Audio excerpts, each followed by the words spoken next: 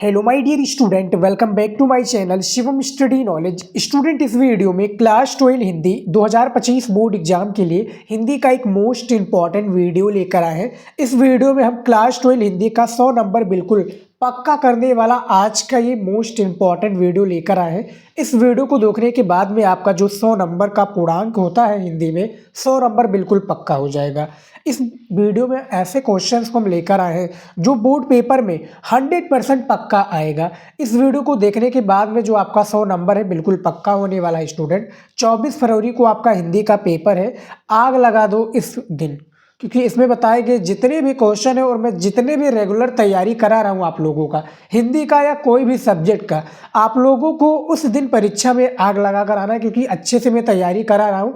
और आपकी अब रिस्पॉन्सिबिलिटी रहती है कि अब अच्छे से आप लोग तैयारी कीजिए। खेलने कूदने का टाइम वेस्ट करने का टाइम जा चुका है, आ चुका है टाइम बोर्ड एग्जाम की अच्छे से तैयारी करने की, उस पर्टिकुलर सब्जेक्ट की तैयारी करने की जिसमें आप कमज़ोर हैं। तो देखिए 100 में से 95 प्लस का टारगेट तो आपका हिंदी में होगा ही होगा, क्योंकि हिंदी में लाना इतना पॉसिबल है। ठीक है, और बाकी सब्जेक्ट में देखा जाए तो पॉसिबल उतना नहीं होता, लेकिन हिंदी में आप ला सकते हैं। ठीक है, तो 100 में से 95 का टारगेट ये भी पूरा होगा। बस वीडियो में बने रहिए और चैनल को अभी तक सब्सक्राइब नहीं किए तो कर लीजिए। किसका इंतजार कर रहे हैं, एक ही सेकेंड लगेगा, कर लीजिएगा।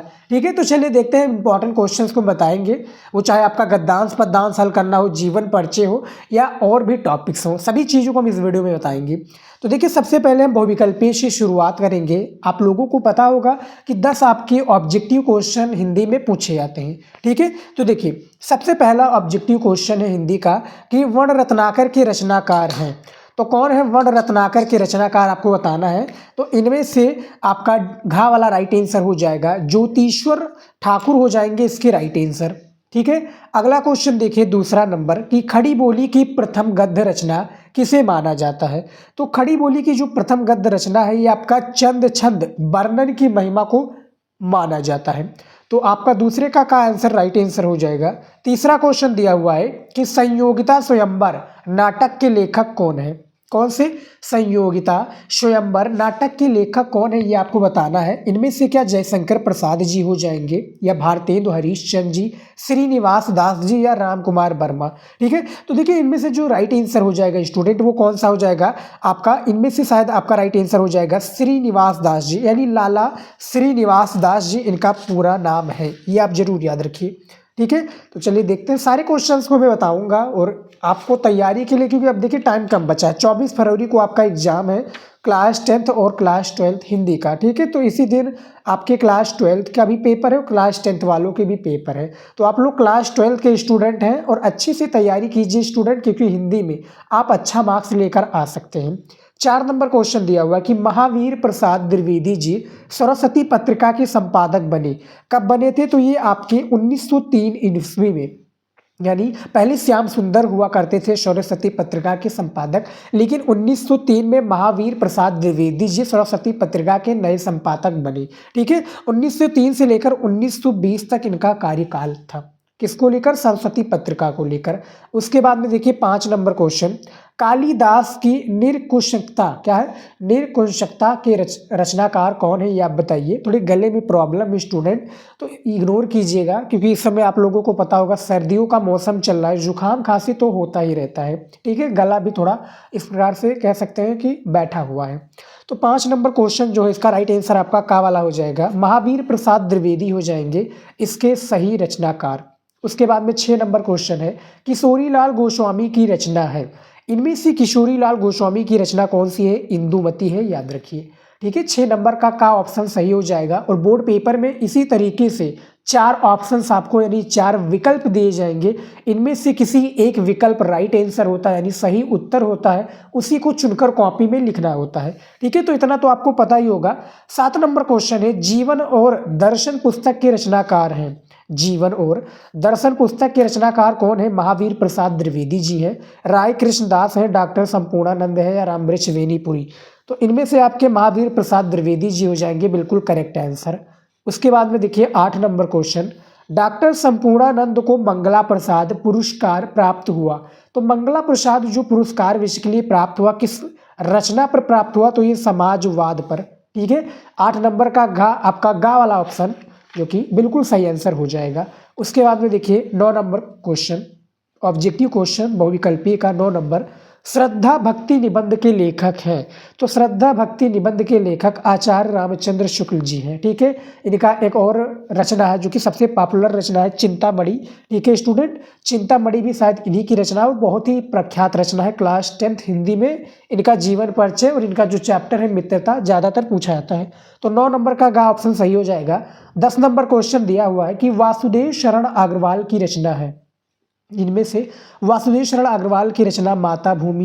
ठीक है, फिर इनमें से धरती का फूल, धरती का फूल तो बिल्कुल नहीं, भारत एकता। तो इनमें से भारत एकता वासुदेव शरण अग्रवाल की रचना है, ये आप याद रखिए। तो 10 नंबर का खा ऑप्शन बिल्कुल सही हो जाएगा। अगला क्वेश्चन देखिए 11 नंबर, स्क्रीन पर दिया हुआ स्टूडेंट की कविता में 4 चांद लगाने वाली शक्ति है। कविता की यहाँ पर बात हो रही, तो इसमें जो 4 चांद लगाने वाली शक्ति है वो कौन सी हो जाएगी, वो आपका व्यंजना हो जाएगा। ठीक है, 11 नंबर का गा ऑप्शन बिल्कुल सही आंसर हो जाएगा।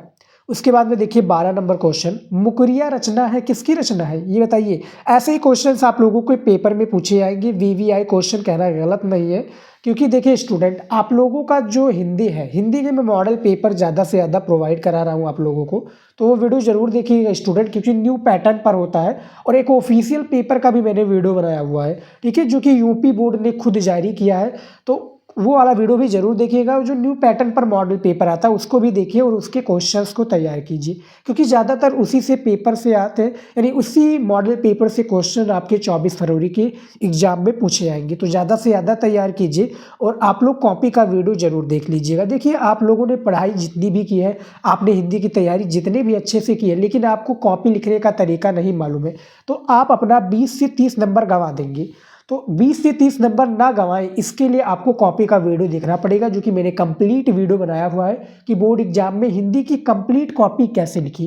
तो वो वीडियो जरूर देख लीजिएगा स्टूडेंट। ठीक है, प्लेलिस्ट में मिल जाएगा, चैनल के प्लेलिस्ट में जाओगे आपको वो वीडियो मिल जाएगा। तो मुकरिया रचना किसकी है, तो 12 नंबर का आपका राइट आंसर कौन सा हो जाएगा, अमीर खुसरो की। जो मुकरिया रचना है ये अमीर खुसरो की है स्टूडेंट। ठीक है, तो 12 नंबर का गा ऑप्शन, गा आंसर राइट आंसर हो जाएगा। 13 नंबर क्वेश्चन देखिए, पृथ्वीराज रासो का रचनाकार है। तो पृथ्वीराज रासो का रचनाकार कौन है, वीर गाथा काल, भक्ति काल, रीति काल या आधुनिक काल। तो इनमें से देखा जाए पृथ्वीराज रासो की बात हो रही तो यहाँ पर वीर गाथा काल होगा। ठीक है, 13 नंबर का ऑप्शन बिल्कुल सही हो जाएगा।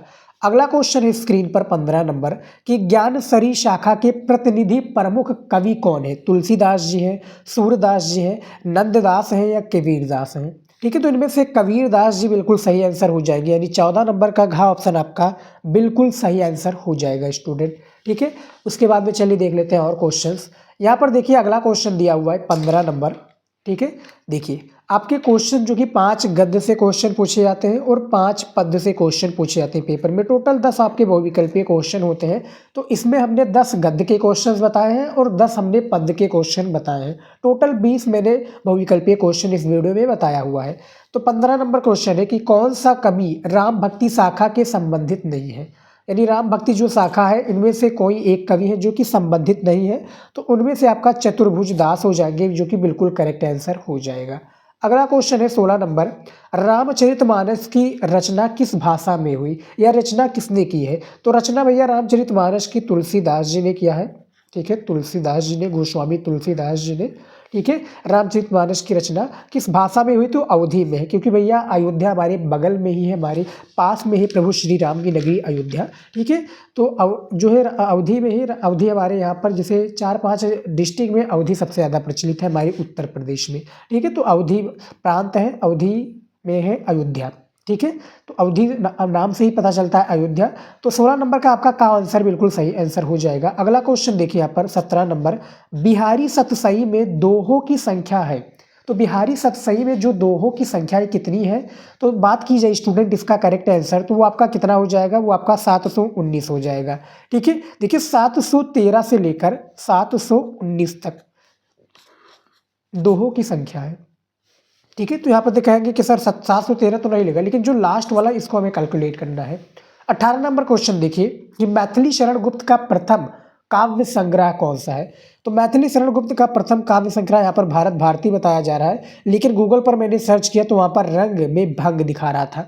ठीक है, आपके हिसाब से इसका राइट आंसर क्या होना चाहिए कमेंट में ज़रूर बताइएगा। उसके बाद में 19 नंबर क्वेश्चन देखिए, हरियोध का पूरा नाम क्या है? हरियोध, ठीक है, हरियोध का पूरा नाम है अयोध्या सिंह उपाध्याय हरियोध। ठीक है, वैसे ही क्वेश्चन पूछा जाएगा कि आगे का पूरा नाम क्या है, ये वाला आगे। ठीक है, आगे का पूरा नाम क्या है? तो इनका नाम है सच्चिदानंद हीरानंद वात्स्यन आगे। ठीक है, ये से क्वेश्चंस आपके बोर्ड एग्जाम में। हरीशचंद्र का पूरा नाम क्या है? तो भारतेंदु हरीशचंद्र इनका पूरा नाम है। तो यानी ऐसे क्वेश्चंस भी आपके पेपर में पूछे जाते हैं। 20 नंबर क्वेश्चन देखिए, पपीहो की वो पीन, देखिए पपीहो की वह पीन पुकार किसकी पंक्ति है? तो क्वेश्चन बहुत ही इंटरेस्टिंग पूछा गया है कि पपीहो की वो पीन पुकार किसकी पंक्ति है? तो ये पंक्ति जो स्टूडेंट हो जाएगा आपका, किसकी पंक्ति है? सुमित्रा नंदन पंत जी की। तो 20 नंबर का गा वाला ऑप्शन बिल्कुल सही हो जाएगा। तो इस वीडियो में स्टूडेंट मैंने 20 आपको ऑब्जेक्टिव क्वेश्चन बताया जो कि आपके पेपर के लिए मोस्ट इंपॉर्टेंट क्वेश्चन है। ठीक है, अब चलिए देख लेते हैं स्टूडेंट जो अगला हमारा टॉपिक है उसको भी हल कर देते हैं। ठीक है, अब यहाँ पर देखिए मैं गद्यांश लेकर आया हूँ। गद्यांश भी मैं आपको हल करने का तरीका बताऊंगा। यहाँ पर देखिए, क्लास 12 हिंदी 2025 बोर्ड एग्जाम के लिए गद्यांश हल करे बिना पढ़े। गद्यांश को हल करना एक स्टूडेंट के लिए चुनौतीपूर्ण कार्य होता है, लेकिन इसको हल करना बहुत ही आसान होता है और जो 10 नंबर होता है स्टूडेंट, इसका आप लोग फ्री में लाभ ले सकते हैं। अब आप लोग कहेंगे कि सर फ्री में कैसे लाभ ले सकेंगे? तो इस वीडियो में हम यही बताने वाले हैं कि बिना पढ़े आपको कुछ भी नहीं नॉलेज है, आपको गद्यांश का कि इतनी सभी कुछ नहीं मालूम है, फिर आप गद्यांश को कैसे हल करोगे और अपना 10 नंबर फ्री में गद्यांश का कैसे बटोरोगे, कैसे प्राप्त करोगे, इसके बारे में बताएंगे। देखिए, ऐसे हल करो जिंदगी में नहीं भूलोगे। चाहे आप हाई स्कूल के स्टूडेंट हो या 12th के स्टूडेंट हो, जिंदगी भर कभी भी नहीं भूलोगे गद्यांश को हल करने का तरीका। ठीक है, तो आपके इस बार पेपर है 2025 का, गद्यांश को ऐसे ही हल करना है। यहाँ पर देखिए स्टूडेंट, सबसे पहले मैं आपको गद्यांश दिखाना चाहूँगा कि कैसे बोर्ड एग्जाम में गद्यांश दिए होते हैं। ये देखिए स्टूडेंट, गद्यांश आपके कुछ इस तरीके से बोर्ड एग्जाम में दिए जाएंगे। ये गद्यांश है आपका, ठीक है, और इसके संबंधित ये 5 क्वेश्चन दिए हुए हैं। ठीक है, इतना आपको समझ में आ गया। अब यहाँ पर देखिए स्टूडेंट, यहाँ पर देखिए बोर्ड एग्जाम में, बोर्ड पेपर में यही दिया होगा कि 2 गद्यांश आपके पेपर में दिए जाते हैं। स्टूडेंट कितने दिए जाते हैं आपके पेपर में? टोटल 2 गद्यांश दिए जाते हैं जो कि अथवा करके लगे होते हैं। किससे? अथवा करके।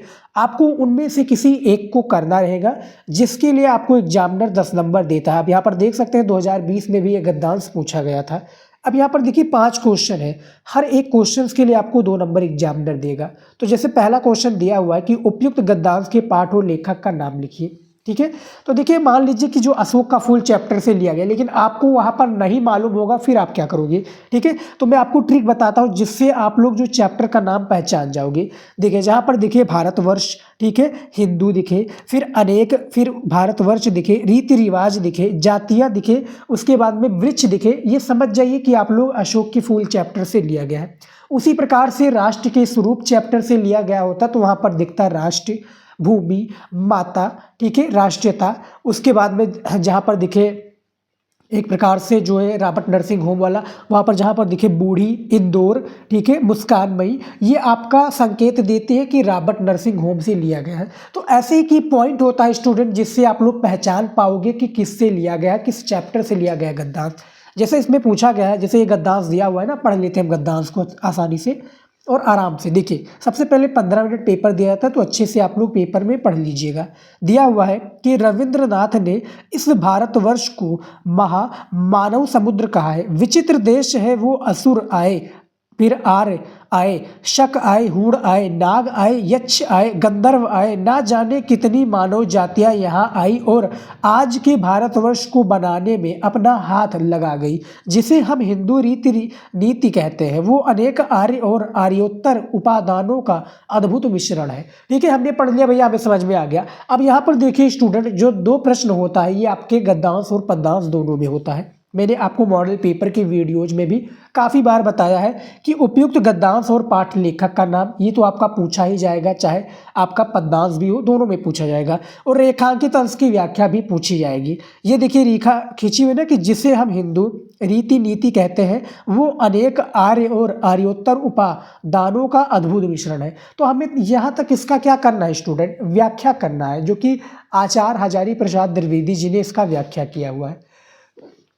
तो बेसिकली यहाँ पर हमें क्या करना है, संदर्भ लिखना है। अब देखिए संदर्भ कैसे लिखना है इसके बारे में भी मैं आपको बता देता हूँ। इस पे देखिए स्टूडेंट, मैंने संकेत लिखा हुआ है। संकेत में क्या लिखा हुआ है कि रविंद्रनाथ ने इस अद्भुत मिश्रण को।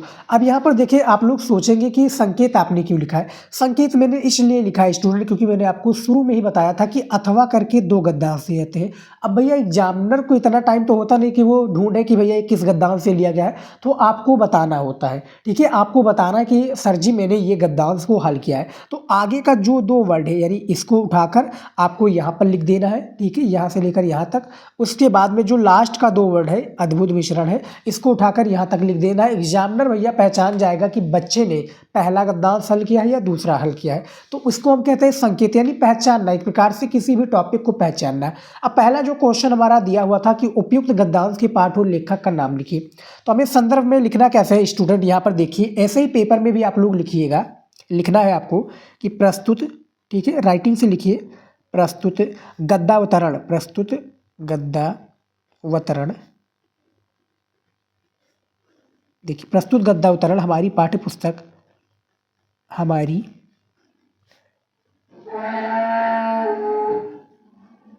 पाठ्य पुस्तक,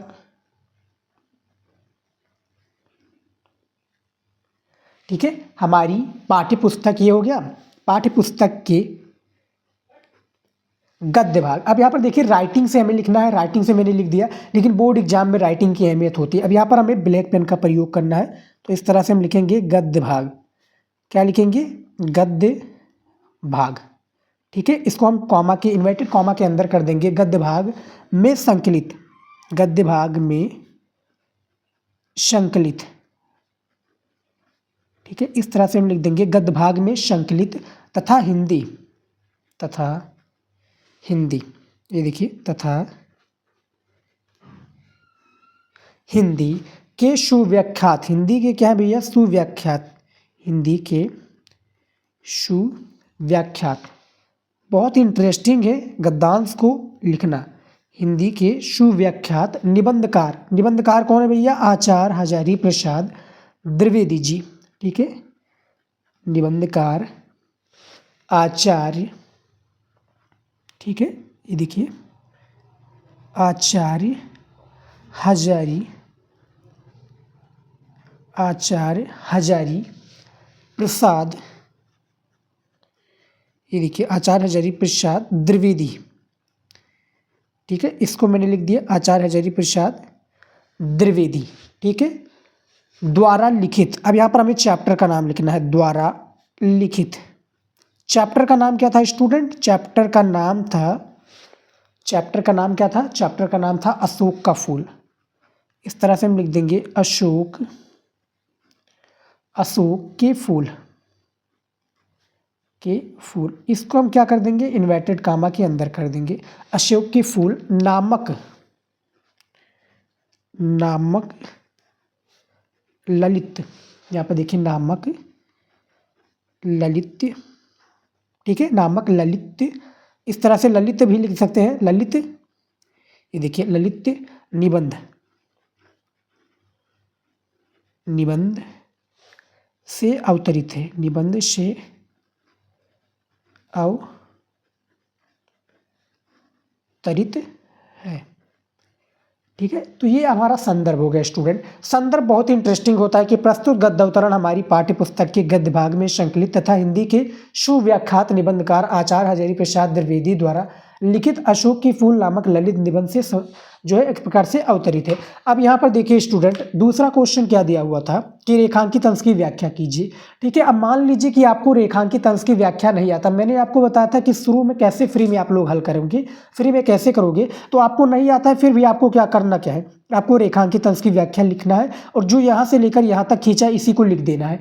1 नंबर तो आपका कंफर्म है क्योंकि आपने लिखा है। राइटिंग से लिखोगे तो आपका 2 नंबर भी एग्जामिनर खुश होकर दे सकता है स्टूडेंट। ठीक है, इसमें क्या होता है, मूड की बात होता है। एग्जामिनर भैया आपका देखेगा राइटिंग अच्छे, आपने शुरू से कॉपी अच्छे से लिखा है, साफ सुथरा लिखा है। ठीक है, आपने को एग्जामिनर को एक प्रकार से क्या होता है ना, एग्जामिनर को डिमोटिवेट नहीं किया, उसको खुश किया है, तो आपको इसमें भी 2 नंबर दे देगा। आपने इसका जो है व्याख्या नहीं किया है फिर भी, लेकिन आपने यहाँ से लेकर यहाँ तक लिख देना है। कैसे लिखना, चलिए दिखा देता हूँ मैं। ठीक है, दूसरा क्वेश्चन है ना, तो हमें क्या करना है, ब्लैक स्केच का प्रयोग करना है यहाँ पर, ये देखिए, और यहाँ पर हम इस तरह से लिख देंगे दूसरा वाला। अब यहाँ पर हमारा ब्लैक पेन आएगा, ठीक है, ब्लैक पेन में क्या लिखना है, रेखांकित अंश की व्याख्या, इस तरह से रेखांकित अंश की व्याख्या, रेखांकित अंश की व्याख्या, इसको भी हम क्या कर देंगे, अंडरलाइन कर देंगे। यहाँ पर देखिए, ये देखिए, ठीक है, इसको अंडरलाइन कर दिया। और हमारा अब क्या था, जैसे यहाँ पर दिया हुआ कि जिसे हम हिंदू, इसी को हम लिख देंगे इस तरह से, जिसे, क्योंकि हमें फ्री में लेना है ना, जिसे, जिसको आता होगा वो तो डायरेक्ट लिख देगा, लेकिन जिसको नहीं आता वो क्या करेगा, छोड़ देगा, और जिसको नहीं आता है छोड़ेगा नहीं। देखिए, एक माइंड सेट होता है, आप लोग छोड़ देते हैं लेकिन छोड़ना नहीं रहता, उसको आप एज इट इज लिख देंगे, 1 नंबर मिलेगा, क्योंकि आपने मेहनत किया है। और जब लिखोगे ही नहीं तो एग्जामिनर क्या सोचेगा कि भैया बच्चे ने मेहनत ही नहीं किया तो मैं क्या नंबर दूँ। तो देखिए, जिसे हम क्या लिखेंगे, जिसे हम हिंदू, देखिए, जिसे हम हिंदू, राइटिंग से लिखिएगा, जिसे हम हिंदू, रीति नीति, रीति नीति, नीति गलत हो गया, ये देखिए, रीति नीति, ठीक है, यहाँ पर गलत हो गया तो एक वर्ड ऐसे ही लिख दीजिएगा, यानी एक डंडी ऐसे इस तरह से ड्रॉ कर दीजिएगा, एग्जामिनर समझ जाएगा। मैं आपको समझाता हुआ भी ये चलता हूँ कि आपको बोर्ड एग्जाम में कॉपी लिखते समय गोचना नहीं है, कोई वर्ड गलत हो जाए तो इस तरह से कर दीजिए, एग्जामिनर समझ जाएगा कि भैया बच्चे का एक वर्ड यानी एक शब्द गलत हो गया है। ठीक है, काफ़ी बच्चे होते हैं इसको गोच देते हैं, कॉपी दिखने में बहुत बेकार लगने लगती है, भद्दा लिखने लगता है, और एग्जामिनर का सीधा फोकस वहीं पर जाएगा। ठीक है स्टूडेंट, तो देखिए, रीति नीति यानी आपके 100 सुधार जो आपने अच्छी लिखा, यानी आपने कॉपी अच्छी में 100 उसमें भाषाएं लिखी हैं, अच्छी से लिखी हैं, लेकिन एक वर्ड भी गलत कर देते हो तो एग्जामिनर का सीधा पॉइंट उसी वर्ड पर जाता है। तो ऐसा मत कीजिएगा, एक डंडी खींच दीजिए, एग्जामिनर संतुष्ट हो जाएगा, जान जाएगा कि भाई बच्चे का एक शब्द गलत हो गया है। ठीक है, तो देखिए, रीति नीति कहते हैं, इस तरह से हम लिख देंगे, रीति नीति कहते हैं, रीति नीति कहते हैं वह अनेक का आर्य, अनेक आर्य, ठीक है, अनेक आर्य और आर्योत्तर, और यहाँ पर देखिए आर्योत्तर, ठीक है, आर्योत्तर उपादानों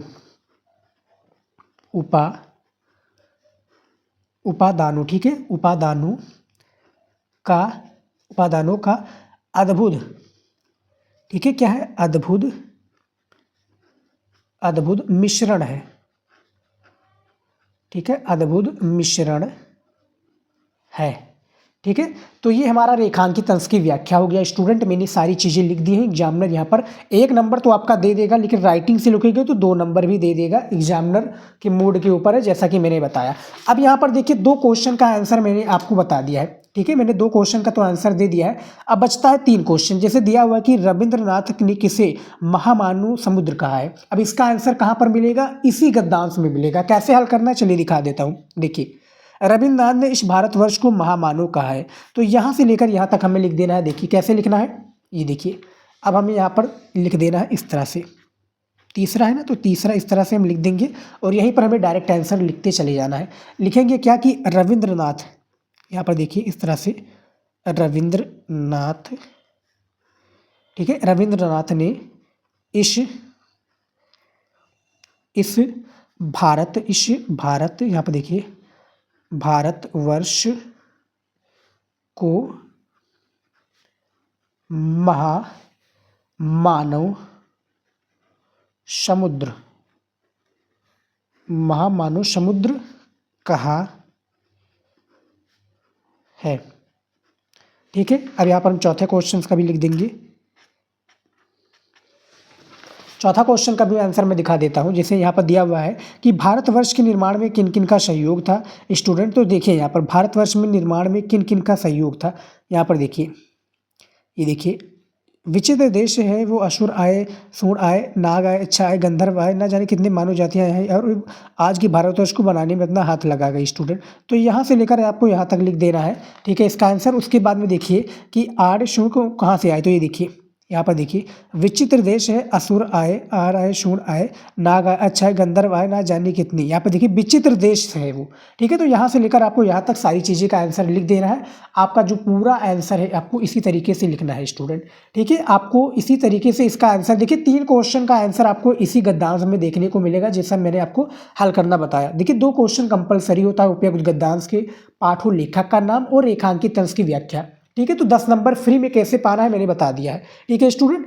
यहाँ पर देखिए चौथे क्वेश्चन का आंसर इसी में मिल जाएगा और 5वें क्वेश्चन का भी आंसर इसी में मिल जाएगा, मैंने आपको बता दिया, ठीक है स्टूडेंट। तो एक तरीका होता है गद्यांश को हल करने का, जो मैंने आपको तरीका को बता दिया। इस तरह से हल करोगे तो पूरा नंबर मिलेगा। एक भी नंबर एग्जामिनर कट कर दे फिर बताना आप लोग, ठीक है स्टूडेंट।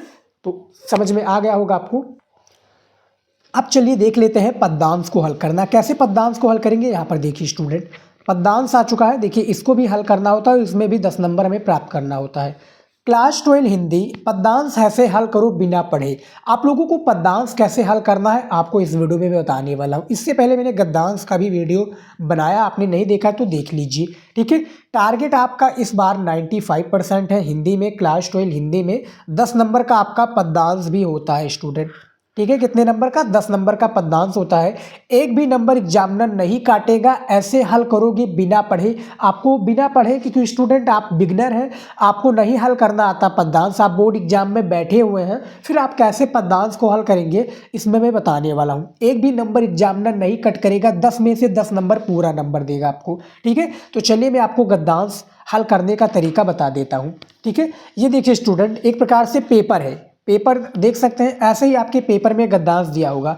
चौथा नंबर पॉइंट दिया हुआ है कि निम्नलिखित पद्यांश पर आधारित प्रश्नों का उत्तर लिखिए, ठीक है। हमें क्या है, निम्नलिखित पद्यांश के आधारित प्रश्नों का उत्तर लिखना है। 2 आपके पद्यांश बोर्ड एग्जाम में पूछे जाते हैं। कितने पद्यांश, 2 पद्यांश आपके पेपर में पूछे जाते हैं और इनमें से किसी एक को हल करना है और इसके 5 प्रश्नों का हमें उत्तर देना है, ठीक है। 5 गुणे 2 बराबर 10 होता है, 5 दूनी 10, यानी 2 नंबर का एक प्रश्न होगा जिसको हमें उत्तर के साथ कन्वर्ट करके देना होगा, ठीक है। 2 हमें प्रश्न यहाँ पर दिया हुआ है, 2 एक प्रकार से पद्यांश दिया हुआ है और उनको हमें हल करना है, ठीक है। जैसे यहाँ पर देखिए कि मुझे फूल मत मारो, मैं अबला बाला, वियोगिनी कुछ तो दया विचारो, होकर मधु के मीत मदन, पटु तुम कटु गरल न गारो, मुझे विकलता तुम्हें विफलता, ठहरो श्रम परिहारो, नहीं भोगनी ये में कोई, जो तुम जाल पसारो, बल हो तो सिंदूर विंदु, ये नर नेत्र निहारो, रूप दर्प कंदर्प तुम्हें तो मेरे पति परवारो, लो ये मेरी चरण धूल उस रथ के, यहाँ पे देखिए रथ के सिर पर धारो। एक प्रकार से ये पद्यांश दिया हुआ है। अब इसमें देखिए 5 प्रश्न, क्योंकि यहाँ पर आप लोग देखे होंगे तो दिया हुआ है, साफ साफ लिखा हुआ है कि निम्नलिखित पद्यांश पर आधारित प्रश्नों का उत्तर लिखिए, ठीक है। तो हमें क्या है, निम्नलिखित पद्यांश पर आधारित हमें प्रश्नों का उत्तर लिख देना है। तो इसमें टोटल 5 प्रश्न दिए हुए, दिखा क्या हुआ है कि उपयुक्त पद्यांश के शीर्षक और कवि का नाम लिखिए। तो हमें क्या लिखना है, यहाँ पर चैप्टर का नाम और उसके कवि का नाम लिखना है, ठीक है स्टूडेंट। तो इसके चैप्टर का नाम क्या है, इसके चैप्टर का नाम है स्टूडेंट, नाम है गीत। क्या नाम है, गीत है, जो कि मैथिली शरण गुप्त के द्वारा लिखा गीत है ये, मुझे फूल मत मारो, ठीक है। ये गीत है मैथिली शरण गुप्त के, इसके कवि है मैथिली शरण गुप्त जी। तो पहला जो क्वेश्चन है कि उपयुक्त पद्यांश के शीर्षक और कवि का नाम लिखिए, तो मुझे तो पता चल गया। अब कैसे लिखना है कॉपी में, चलिए मैं दिखा देता हूँ। उससे पहले मुझे संकेत लिखना पड़ेगा। अब संकेत क्या होता है मैंने काफ़ी बार आप लोगों को बताया है, ठीक है, आप लोगों को पता होगा। संकेत,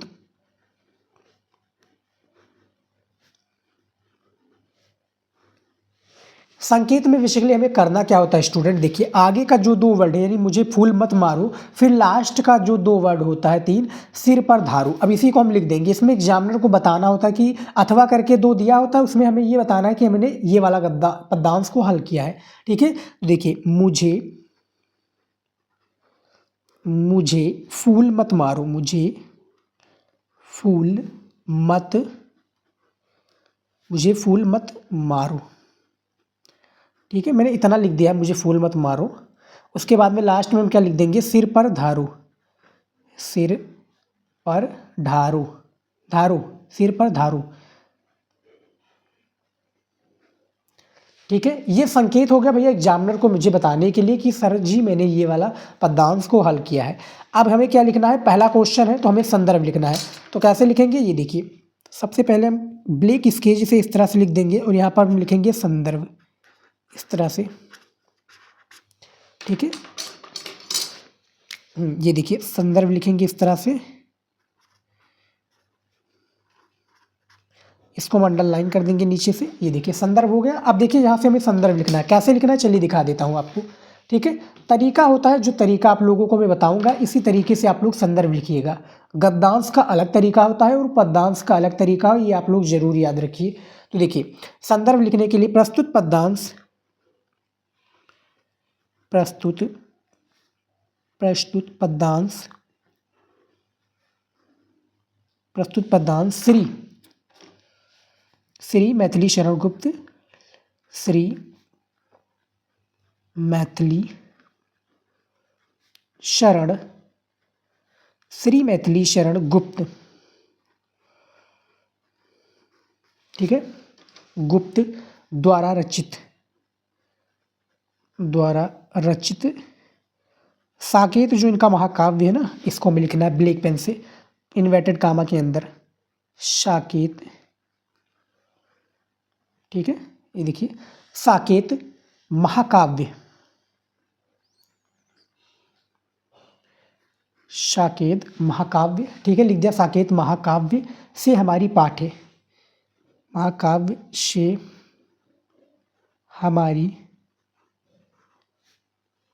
से हमारी पाठ्य, ठीक है, हमारी पाठ्य पुस्तक, हमारी पाठ्य पुस्तक, ठीक है। काव्यांजलि, इसको हम इन्वर्टेड कामा के अंदर लिख देंगे, यहाँ पर इस तरह से लिखेंगे काव्यांजलि। देखिए काव्यांजलि में संकलित, काव्यांजलि में संकलित,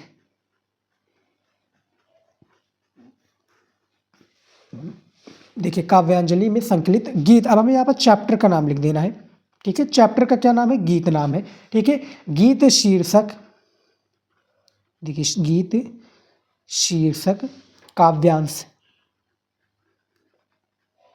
ठीक है। गीत शीर्षक काव्यांश से उद्धृत है, से इस तरह से हम लिख देंगे उद्धृत है, ठीक है। तो ये संदर्भ हो गया जो कि पद्यांश का संदर्भ है कि प्रस्तुत पद्यांश श्री मैथिली शरण गुप्त द्वारा रचित साकेत महाकाव्य से हमारी पाठ्य पुस्तक काव्यांजलि में संकलित गीत शीर्षक काव्यांश से उद्धृत है। अब यहाँ पर 2 नंबर आपको मिल जाएगा क्योंकि आपने कवि का नाम और उसके चैप्टर का नाम बता दिया है, ठीक है। अब यहाँ पर देखिए अगला क्वेश्चन क्या दिया हुआ है, अगला क्वेश्चन दिया हुआ है कि रेखांकित अंश की व्याख्या कीजिए, ठीक है। अब रेखांकित अंश की व्याख्या कीजिए। देखिए मुझे फूल मत मारो में अबला बाला वियोगिनी, कुछ तो दया विचारो। आपको नहीं आता रेखांकित अंश की व्याख्या करना, इसी को उठाकर लिख दीजिए, ठीक है। लेकिन आता होगा तो आप सही से लिख दीजिएगा, लेकिन नहीं आता है फिर आप इसी को लिख दीजिएगा। मैं लिखकर आपको दिखा देता हूँ, लेकिन जिनको नहीं आता उनके लिए ट्रिक है, याद रखिए 1 नंबर तो आपका कन्फर्म है, ठीक है। जिनको आता है ये प्लीज़ ये ट्राई मत कीजिएगा, वो आप लोग अच्छे से लिखिएगा। देखिए इस तरह से हम कर देंगे, रेखांकित अंश की व्याख्या लिख देंगे इस तरह से। देखिए रेखांकित अंश की व्याख्या, ठीक है, इस तरह से लिख दिया। फिर इसको हम अंडरलाइन कर देंगे नीचे इस तरह से, ठीक है। ये हो गया हमारा। अब देखिए क्या करना है, यहाँ से हमें लिख देना है जैसे कि जो मुझे राइट आंसर पता है, जैसे मैंने बुक से देखा हुआ है तो मुझे पता है कि यहाँ पर देखें लिखे देंगे फिर राम के वन, ठीक है, राम के वन गमन के समय सीता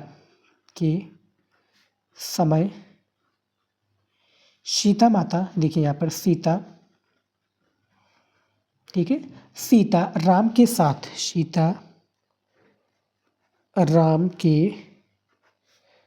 क्या है, राम के साथ। यहाँ पर देखिए सीता राम के साथ ही रहती है,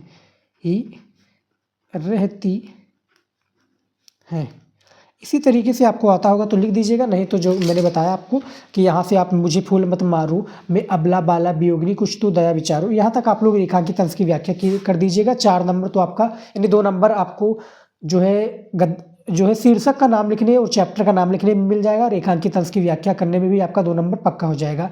अब यहाँ पर देखिए वसंत का मित्र कौन है, ठीक है, तो वसंत का मित्र कौन है स्टूडेंट ये बताना है। तो वसंत का मित्र कौन है, कामदेव है, तो इसको हम लिख देंगे इस तरह से। यहाँ पर देखिए इस तरह से हम देखिए तीसरा क्वेश्चन हमारा था ना, तो तीसरा क्वेश्चन हम इस तरह से कर देंगे। यहाँ पर क्या लिख देंगे, वसंत का मित्र, वसंत का, देखिए वसंत का मित्र कौन है, कामदेव है, वसंत का मित्र कामदेव, ठीक है, वसंत का मित्र कामदेव है, ठीक है। तो इस तरह से हमने लिख दिया वसंत का मित्र कामदेव है। उसके बाद में देखिए थर्ड क्वेश्चन क्या पूछा गया है, यानी थर्ड हो गया हमारा चौथा नंबर क्वेश्चन। देखिए यहाँ पर कि उर्मिला ने शिव का तीसरा नेत्र किसे बताया, तो उर्मिला ने सिंदूरी बिंदु को तीसरा नेत्र बताया। तो इस तरह से हम डायरेक्ट आंसर लिख देंगे, ठीक है। देखिए यहाँ पर हम लिखेंगे इस तरह से, ये देखिए उर्मिला, उर्मिला किसकी पत्नी है, आप लोग कमेंट में बताइए यदि आपको पता है, ठीक है। तो देखिए उर्मिला ने अपनी सिंदूर, देखिए अपनी सिंदूर बिंदु को, ठीक है, शिव का तीसरा नेत्र, यहाँ पे देखिए शिव का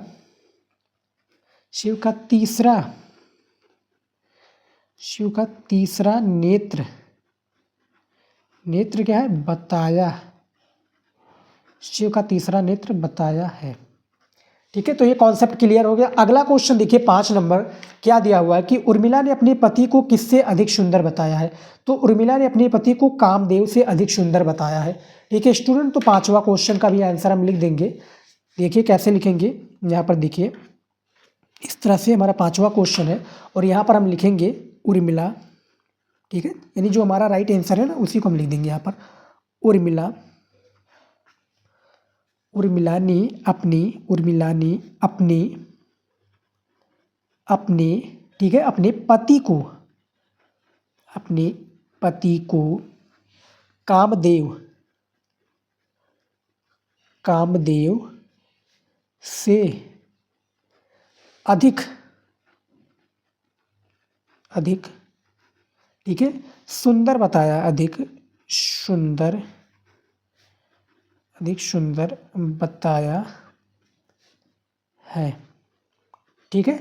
तो ये एक प्रकार से रेखांकित अंश की व्याख्या है जो कि आप यहाँ पर देख सकते हो। बाकी का जो 3 क्वेश्चन है इसका आंसर दे दिया है। 2 क्वेश्चन कंपलसरी होता है, चैप्टर का नाम और रेखांकित अंश की व्याख्या, ये मैंने बता दिया, ठीक है। तो इस तरह से आप लोग गद्यांश को हल करोगे तो आपका 10 में से 10 नंबर पूरा नंबर मिलेगा, क्योंकि 5 क्वेश्चन यहाँ पर दिए होते हैं और 5 क्वेश्चन का आंसर जब दोगे तो हर एक प्रश्न के उत्तर के लिए आपको 2 नंबर एग्जामिनर देगा।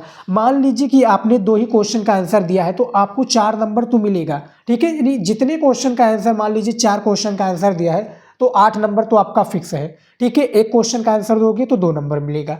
तो ऐसे ही आप लोगों को पद्यांश हल करना है, दोनों में से चाहे आप नीचे वाला हल कर सकते हैं या आप ऊपर वाला हल कर सकते हैं। आपको जो आता हो पद्यांश दोनों में से उसी को हल कर सकते हैं उसके प्रश्नों का उत्तर देकर, ठीक है। तो ये तरीका हो गया गद्यांश और यानी पद्यांश को हल करना, ठीक है स्टूडेंट। तो पद्यांश को हल करने का भी मैंने तरीका बता दिया है और टॉपर स्टूडेंट भी यही तरीका अपनाते हैं स्टूडेंट, और ऐसे ही आप लोग अपनाइएगा, बस आपको चैप्टर का नाम पता होना चाहिए, ठीक है। तो ये भी हमारा कॉन्सेप्ट क्लियर हो गया है। अब चलिए देख लेते हैं जीवन परिचय, ठीक है। जीवन परिचय कैसे लिखना है कवि और लेखक का, ठीक है। तो लेखक का जीवन परिचय मैं सबसे पहले दिखाना चाहूँगा। अब देखिए स्टूडेंट आ चुका है कन्हैयालाल मिश्र प्रभाकर जी का जीवन परिचय, जो कि लेखक का जीवन परिचय है। देखिए कन्हैयालाल मिश्र प्रभाकर का जीवन परिचय आपकी बोर्ड एग्जाम में हर साल पूछा जाता है और इस साल भी पूछा जाएगा। 100% गारंटी लेता हूँ इस साल भी आपके पूछे जाएंगे बोर्ड एग्जाम में, तो आप लोग तैयार कर लीजिएगा। बेसिकली 3 आपके जीवन परिचय लेखक में पूछे जाते हैं, ठीक है। तो 5 नंबर आपका बिल्कुल पक्का हो जाएगा। यदि आप भी चाहते हैं कि हमारा 5 नंबर में से 5 नंबर पूरा मिले तो इस जीवन परिचय को आपको तैयार करके जाइएगा। इसमें हम इनका जीवन परिचय, साहित्यिक परिचय और इनकी जो प्रमुख रचनाएं हैं इनको बताने वाले हैं, जो कि एग्जामिनर भैया देखकर आपको जो है 5 नंबर पूरा देगा। तो जीवन परिचय लिखने का तरीका भी इसमें पता चल जाएगा कि कैसे लिखा जाता है जीवन परिचय। देखिए कन्हैयालाल मिश्र प्रभाकर जीवन परिचय, स्टार्ट कर देते हैं। देखिए, प्रभाकर जी का जन्म सन 1916 ईस्वी, प्रभाकर जी का जन्म सन 1916 ईस्वी में सहारनपुर जिले के देवबंद कस्बे में एक साधारण ब्राह्मण परिवार में हुआ था।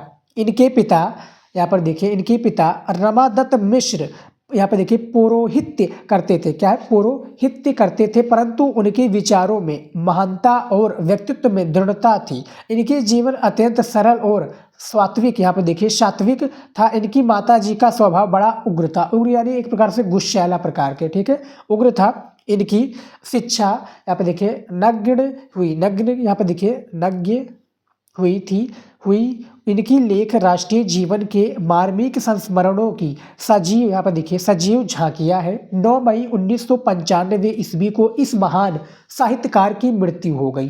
ठीक है, अब देखिए स्टूडेंट, जीवन परिचय में आपको बताना चाहूँगा। देखिए, जीवन परिचय में सबसे ज़्यादा क्या इंपॉर्टेंट होता है? इनका जन्म स्थान, जो कि आप लोगों ने यहाँ पर देख लिया। जन्म कब हुआ? सन 1916 ईस्वी में। जन्म स्थान सहारनपुर देवबंद कस्बे में। ठीक है, सहारनपुर जो कि डिस्ट्रिक्ट है, देवबंद कस्बे में एक साधारण ब्राह्मण परिवार में इनका जन्म हुआ था। ठीक है, जीवन परिचय में इनके पिता का नाम सबसे ज़्यादा इंपॉर्टेंट है, जो कि रमादत्त मिश्र इनके पिता का नाम है। ठीक है, इनकी माता का नाम इंपॉर्टेंट होता है और इनकी मृत्यु और इनकी शिक्षाएं इंपॉर्टेंट होती है, जो कि इनकी मृत्यु कब हुई? 9 मई 1995 ईस्वी को इनकी मृत्यु हो गई। ठीक है, किसकी? कन्हैयालाल मिश्र प्रभाकर जी की। इनकी माता जी एक स्वभाव, आप देखिए माता जी का स्वभाव बड़ा उग्र था। उग्र यानी एक प्रकार से गुस्सैला प्रकार के, यानी गुस्सैला। ठीक है, तो उनका एक प्रकार से हमेशा गुस्से में रहती थी। ठीक है, स्वभाव बड़ा उग्र था। इनकी शिक्षा यहाँ पर वो इनकी लेख राष्ट्रीय जीवन के मार्मिक संस्मरणों की सजीव झांकियाँ है। 9 मई 1995 ईस्वी को इस महान साहित्यकार की मृत्यु हो गई। ठीक है, उसके बाद में देखिए साहित्यिक योगदान। देखिए, साहित्यिक योगदान भी सबसे ज़्यादा इंपॉर्टेंट होता है स्टूडेंट। जीवन परिचय में मैं बात करूँ तो जीवन परिचय में सबसे ज़्यादा जो इंपॉर्टेंट होता है, इनका साहित्यिक योगदान ही सबसे ज़्यादा इंपॉर्टेंट होता है। साहित्यिक परिचय जिसको हम कहते हैं। देखिए, कन्हैयालाल मिश्र प्रभाकर जी का साहित्यिक परिचय देखिए। प्रभाकर जी हिंदी के लघु कथा, रेखा चित्र, यहाँ पर देखिए, हाँ जी, देखिए रेखा चित्र, संस्मरण, रिपोर्ताज एवं ललित निबंध लेखकों में अग्रहण है। ये भारत की स्वतंत्रता की लालसा लेकर साहित्य क्षेत्र में, यहाँ पर देखिए जो है भारत की स्वतंत्रता की लालसा लेकर साहित्य क्षेत्र में यहाँ पर देखिए अवतीर्ण हुए। इन्होंने क्या है? अनेक नई विधाओं पर फुटकर रचनाएं की। क्या रचनाएं की? और पत्रकारिता के, यहाँ पे देखिए पत्रकारिता के क्षेत्र में अपूर्व सफलता प्राप्त की। पत्रकारिता के क्षेत्र में क्या है? अपूर्व सफलता प्राप्त की। कौन प्राप्त किया भैया? कन्हैयालाल मिश्र प्रभाकर जी ने। इस प्रकार आदर्श पत्रकार, संस्मरण लेखक और रिपोर्टाज लेखक के रूप में प्रभाकर जी साहित्य साधना, फिर यहाँ पर देखिए चिरस्मरणीय है। कौन है? कन्हैयालाल मिश्र प्रभाकर जी। तो इनका जो एक साहित्यिक परिचय होता है, काफ़ी इंटरेस्टिंग साहित्यिक परिचय, जो कि मैंने यहाँ पर आपको बता दिया। अब इनकी रचनाओं को भी देख लेते हैं, जो कि काफ़ी इंपॉर्टेंट रचनाएं हैं। यहाँ पर देखिए, प्रभाकर जी ने हिंदी की विविध विधाओं में साहित्य रचना की है। विविध विधाओं में क्या एक प्रकार से साहित्य रचना इन्होंने की है। सबसे पहला है रेखा चित्र। रेखा चित्र क्या है? महंगे आंगन चहके द्वार। रेखा चित्र में इनकी जो प्रमुख रचनाएं आते हैं, देखिए महंगे आंगन चहके द्वार। आप लोगों ने बहुविकल्पीय में ज़्यादातर इनकी रचनाओं के बारे में पढ़ा होगा, बहुत ही इंपॉर्टेंट इनकी रचनाएं होती हैं। तो महंगे आंगन चहके द्वार, जिंदगी मुस्काई, माटी हो गई सोना, ठीक है, भूलने बिसरे चेहरे, ये इनकी ही रेखा चित्र है, जो है कन्हैयालाल मिश्र प्रभाकर जी की। दूसरा है लघु कथा। लघु कथा में है आकाश के तारे, धरती के फूल, ठीक है, धरती के फूल। अशोक की फूल जब होता है तो वो आचार्य हजारी प्रसाद द्विवेदी जी हो जाता है, लेकिन यहाँ पर धरती की फूल हो जाएगा, तो यहाँ पर कन्हैयालाल मिश्र प्रभाकर जी इसके आंसर हो जाएंगे। तीसरा पॉइंट है संस्मरण। संस्मरण में है दीप जले शंख बजे, जो कि कन्हैयालाल मिश्र प्रभाकर जी की रचना है। और चौथा है ललित निबंध, क्षण बोले कण मुस्काए, ठीक है, बाजे पायलिया के घुंघरू। ये सब इनकी एक प्रकार से रचनाएं हैं, जो कि कौन सी रचना है, यहाँ पर देखिए विविध विविध विधाओं की साहित्य रचना है। इनकी जो प्रमुख रचनाओं में देखा जाए तो बहुत सारी रचनाएं, लेकिन बोर्ड पेपर में जीवन परिचय में हमें लिखना है तो सिर्फ इतना ही, जीवन परिचय में आप लोग रचनाओं को लिख देंगे, आपका जो 5 नंबर है वो पूरा देगा, एक भी नंबर नहीं कट करेगा। और जैसे मैंने लिखा स्टूडेंट, आप लोग सेम टू सेम ऐसे ही बोर्ड एग्जाम में पेपर में आप लोग ऐसे ही लिखिएगा इनका जीवन परिचय, ठीक है। कन्हैयालाल मिश्र प्रभाकर का जीवन परिचय 5 नंबर बिल्कुल पक्का हो जाएगा। बहुत इंपॉर्टेंट जीवन परिचय है। जन्म कब हुआ, 1906 ईस्वी में सहारनपुर देवबंद कस्बे में हुआ। इनके पिता का नाम रमादत्त मिश्र और इनकी मृत्यु 9 मई 1995 को ईस्वी को हुई। तो इसको मैंने हाईलाइट कर दिया, ब्लैक पेन से हाईलाइट कर दिया ताकि एग्जामिनर का पॉइंट सीधे इसी फोकस पर जाए और जो सन 1900 यहाँ पर देखिए 1906 ईस्वी है इसमें पूरा नंबर दे, ठीक है। कन्हैयालाल मिश्र प्रभाकर जी को देवबंद कस्बे में एक साधारण परिवार में इनका जन्म हुआ था, ठीक है। तो इंपॉर्टेंट पॉइंट को आप लोग हाईलाइट जरूर कर लीजिएगा स्टूडेंट। हालांकि मैंने कॉपी वाला वीडियो बनाया हुआ है कि कॉपी में आप लोगों को कैसे जो है जीवन परिचय को लिखना है, तो वो वीडियो जरूर देख लीजिएगा स्टूडेंट, ठीक है। साहित्यिक परिचय सबसे ज़्यादा इंपॉर्टेंट होता है जीवन परिचय में, ठीक है। उसके बाद में इनकी रचनाएं, तो रचनाओं के बारे में मैंने बता दिया है, आप लोग वीडियो में देख सकते हैं, ठीक है स्टूडेंट। और अभी तक वीडियो को लाइक नहीं किया तो लाइक कर दीजिए और चैनल पर नए तो सब्सक्राइब कर लीजिए, एक ही सेकंड लगेगा। तो ये हमारा जो है कवि, एक प्रकार से लेखक का जीवन परिचय हो गया है। अब चलिए देख लेते हैं कवि का जीवन परिचय, जो कि सबसे ज़्यादा इंपॉर्टेंट कवि है और कैसे लिखना है उनका जीवन परिचय, उसके बारे में भी मैं बताता हूँ आपको। स्टूडेंट आप आ चुके हैं अयोध्या सिंह उपाध्याय हरिओद, जो कि कवि का जीवन परिचय है। कवि की श्रेणी में अयोध्या सिंह उपाध्याय हरिओद जी आते हैं और इनका जीवन परिचय हर साल बोर्ड एग्जाम में पूछा जाता है और आपके इस साल बोर्ड परीक्षा में पूछे जाएंगे, ठीक है। तो इनका जीवन परिचय, इनकी साहित्यिक परिचय और इनकी रचनाओं के बारे में इस वीडियो में देखने वाले हैं, जो कि काफ़ी बेहतरीन तरीका ये जीवन परिचय का है। जीवन परिचय ऐसे ही आप लोग बोर्ड पेपर में लिखिएगा, एग्जामिनर जो है एक भी नंबर नहीं काटेगा और जो 5 नंबर का आपका जीवन परिचय होता है ये 5 नंबर आपको पूरा देगा एग्जामिनर, ठीक है। तो इनका जीवन परिचय चलिए देख लेते हैं। ऐसे लिखना है पूरा जीवन परिचय जो इस वीडियो में मैंने बताया है। देखिए, श्री अयोध्या सिंह उपाध्याय हरिओद, श्री अयोध्या सिंह उपाध्याय हरिओद आधुनिक हिंदी खड़ी बोली के प्रथम महाकवि थे, ठीक है। क्या है, प्रथम महाकवि थे। हरिओद का जन्म सन 1865 ईस्वी में ग्राम निजामाबाद जिला आजमगढ़ के एक ब्राह्मण परिवार में हुआ था, ठीक है। इनके पिता का नाम पंडित भोला सिंह और माता का नाम रुक्मणी देवी था। यहाँ पर देखिए, भोला सिंह के बड़े भाई पंडित ब्रह्मा सिंह ज्योतिष के एक अच्छे विद्वान थे। हरिओद जी की प्रारंभिक शिक्षा इन्हीं की देख रेख में हुई। इसके पश्चात अवकाश ग्रहण कर आजमगढ़ को, यहाँ पर देखिए, आजमगढ़ को अपना निवास स्थान बनाया और यहाँ पर क्या है, और वहीं रहकर क्या है, आजमगढ़ पर यहाँ पर देखिए, इसके पश्चात अवकाश ग्रहण कर आजमगढ़ को अपना निवास स्थान बनाया और वहीं रहकर साहित्य सेवा में अपना जीवन लगा दिया, ठीक है। अपना क्या है, जीवन लगा दिया। सन 1945 ईस्वी में इनका स्वर्गवास हो गया, ठीक है। तो इनकी मृत्यु जब बोर्ड एग्जाम में पूछी जाए स्टूडेंट, तो इनकी मृत्यु कब हुई थी, सन 1945 ईस्वी में इनकी मृत्यु हुई थी। किसकी, अयोध्या सिंह उपाध्याय हरिओद जी की। अब इनकी साहित्यिक परिचय के बारे में भी देख लेते हैं, काफ़ी इंपॉर्टेंट इनका। देखिए, हर एक कवि और लेखक के जीवन परिचय में जो सबसे ज़्यादा इंपॉर्टेंट होता है कि इन्होंने अपने लाइफ में किया क्या है, ठीक है। अपने लाइफ में इन्होंने अपने जीवन में, पूरे जीवन में क्या किया है कि इनका जीवन परिचय पढ़ाया जाता है, ठीक है। तो सबसे ज़्यादा जो इम्पोर्टेंट होता है इनकी साहित्यिक परिचय, सबसे ज़्यादा जो इम्पोर्टेंट होती है, ये आप लोग याद रखिए, ठीक है। देखिए, साहित्यिक परिचय में अपने जीवन में इन्होंने क्या किया, इस साहित्यिक परिचय में पूरा निचोड़ होता है।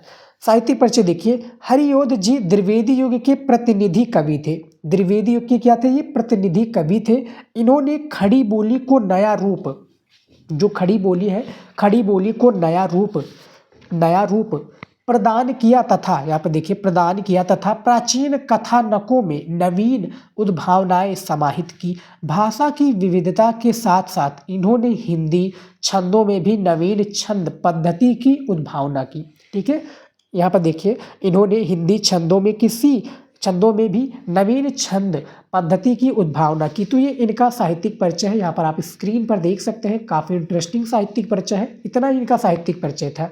अब इनकी रचनाओं के बारे में भी बात कर लेते हैं। रचनाएं देखिए, इनके द्वारा रचे गए काव्यों का संक्षिप्त विवरण निम्नलिखित है। सबसे पहला है प्रिय प्रवास, काफ़ी प्रख्यात इनका एक प्रकार से रचना है प्रिय प्रवास। दूसरा है वेदही वनवास, ये भी काफ़ी इंपॉर्टेंट इनकी रचनाएं हैं वेदही वनवास। तीसरा है रस कलश, ठीक है, क्या है, रस कलश। और चौथा है चौखे चौपदे और चुभदो चौपाई, ठीक है। ये इनकी रचनाएं जो कि क्या एक प्रकार से निम्नलिखित मुख्य रचनाएं हैं। इनकी अनुदूतित रचनाओं के बारे में बात करें तो बहुत सारी इनकी अनुदूतित रचनाएं हैं स्टूडेंट, बहुत सारी इनकी अनुदूतित रचनाएं जो कि मैंने इसमें नहीं बताया है, लेकिन इतना इनफ है आप सभी के लिए जीवन परिचय में लिखने के लिए। आपका जीवन परिचय जो 5 नंबर का होता है, ठीक है, और उस जीवन परिचय में इतना ही लिखना होता है, 80 शब्दों में बेसिकली एक जीवन परिचय को लिखना होता है, ठीक है। तो देखिए जीवन परिचय मैंने बता दिया है, ऐसे ही आप लोगों को पेपर में लिखना है जीवन परिचय। यहाँ पर आप स्क्रीन पर देख सकते हैं। अब यहाँ पर आप लोग थोड़ा गौर करे होंगे स्टूडेंट, ठीक है। तो ये देखिए सन 1865 ईस्वी में, तो इसको मैंने क्यों हाईलाइट किया, अब आप लोग सोचिए। इसको मैंने हाईलाइट इसलिए किया कि एग्जामिनर का भी फोकस इसी पर जाए और वो पूरा नंबर आप लोगों को दे, ठीक है। आधुनिक हरियोध, हरियोध इनका पूरा नाम भी आपके ऑब्जेक्टिव क्वेश्चन में पूछा जाएगा कि हरियोध का पूरा नाम बताइए, ठीक है।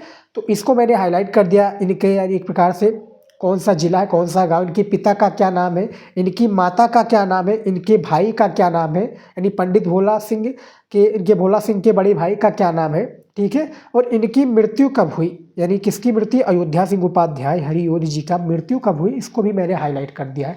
यही पॉइंट होता है जो एक टॉपर बच्चा जीवन परिचय में लिखता है और उसको पूरा नंबर एग्जामिनर देता है, ठीक है। तो ऐसे ही आप लोग कवि का जीवन परिचय लिखिएगा, ठीक है। जीवन परिचय ऐसे ही लिखना है, ज़्यादा बड़े में मत लिखिएगा। जीवन परिचय साहित्य, जीवन परिचय में सबसे ज़्यादा इंपॉर्टेंट क्या होता है मैं आपको बताना चाहूँगा। जन्म स्थान, कब जन्म हुआ, इनके पिता का क्या नाम था, इनकी माता का क्या नाम था, इनके बड़े भाई का क्या नाम था, इनकी शिक्षा कहाँ पर हुई और इनकी मृत्यु कब हुई। जीवन परिचय में इतना जरूरी होता है। सबसे इंपॉर्टेंट होता है साहित्यिक परिचय जो मैंने आपको बताया है, ये देखिए साहित्यिक परिचय और इनकी रचनाएं, ठीक है स्टूडेंट। तो ये जीवन परिचय मैंने आप सभी को बता दिया जो कि किसका था, अयोध्या सिंह उपाध्याय हरियोध जी का। आई होप कि आप लोगों को अच्छा लगा हो, ठीक है स्टूडेंट। तो फिलहाल इस वीडियो में स्टूडेंट मैंने सभी इंपॉर्टेंट क्वेश्चंस के बारे में आप सभी को बता दिया है जो कि एक मोस्ट इंपॉर्टेंट वीडियो था आप सभी के लिए। फिलहाल स्टूडेंट इस वीडियो में मैं अलविदा लेता हूं। इतना ही हमारा इंपॉर्टेंट क्वेश्चन था।